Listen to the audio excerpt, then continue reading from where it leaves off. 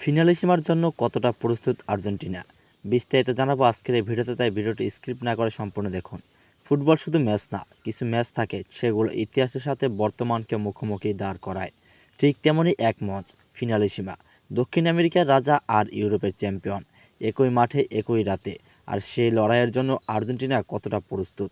Finale সীমা মানে শুধু trophy না। অনেকে ভাবে এটা তো এক ম্যাচের টুর্নামেন্ট, কিন্তু বাস্তবতা ভিন্ন। ফিনালিসিমা মানে কনফেডারেশন বনাম কনফেডারেশন, স্টাইল বনাম স্টাইল, আধুনিক ফুটবল বনাম আবেগের ফুটবল। আর আর্জেন্টিনার জন্য এটা আরও বড়, কারণ তারা নামছে ডিফেন্ডিং চ্যাম্পিয়ন হিসাবে, আত্মবিশ্বাস নিয়ে কিন্তু অহংকার ছাড়া। স্কলোনির সবচেয়ে বড় শক্তি স্থির পরিকল্পনা। লিওনেল স্কলোনি এমন একজন কোচ যিনি কখনো হঠাৎ সিদ্ধান্তে যান না। ফিনালিসিমার আগে তার প্রস্তুতির মূল দিকগুলো জানা যাক। কোনো স্কট অপরিবর্তিত, ফর্মের ওপর গুরুত্ব, সিস্টেমে বিশ্বাস, 4-3-3 অথবা 4-4-2, দুটোই তার অস্ত্র। কিন্তু সেটা বদলায় না টিম ব্যালেন্স। মিডফিল্ড আর্জেন্টিনার ইঞ্জিন রুম। ফিনালিসিমার ম্যাচ জিততে হলে মিডফিল্ড জিততে হবে তার। আর এখানে আর্জেন্টিনার সবচেয়ে বড় শক্তি Enzo Fernandez, game control, Mac Allister link up, dribble pressing ও এনার্জি। এই তিনজন মানে প্রতিপক্ষের ছন্দ নষ্ট, বল দখলে আধিপত্য, মেসির জন্য জায়গা তৈরি, আক্রমণ ভাগ, অভিজ্ঞতা প্লাস ক্ষুধা। ফিনালিসিমার মতো ম্যাচে গোলের সুযোগ খুব বেশি আসে না।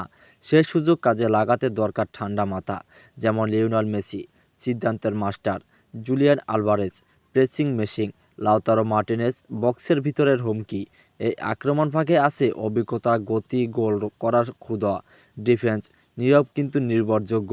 আর্জেন্টিনার ডিফেন্স খুব বেশি আলোচনায় আসে না, কিন্তু এটাই তাদের শক্তি। রোমেরো আগ্রাসী, ওতামেন্ডি অভিজ্ঞতা, এমিলিয়ানো মার্টিনেজ শেষ দেয়াল। বিশেষ করে বড় ম্যাচে ডিবো মার্টিনেজ মানি পেনাল্টিতে ভয়, মানসিক চাপ, প্রতিপক্ষের আত্মবিশ্বাস ভাঙা।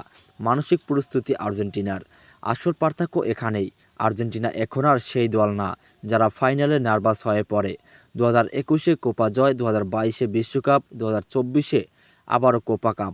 এই দল জানে চাপ কী, জেতা কীভাবে ধরে রাখতে হয়। ফিনালিসীমায় নামবে তারা একটা বিশ্বাস নিয়ে, আমরা পারি, প্রতিপক্ষ যেই হোক। আর্জেন্টিনা কোনো ভয় নাই, কারণ তারা রেজাল্ট ডিব্রেন, তারা ধৈর্যশীল, তারা দল হিসাবে খেলে। এই আর্জেন্টিনা কোনো সুপারস্টার টিম না, এটা একটা সিস্টেম টিম। আর বড় ম্যাচে সিস্টেমে জেতে।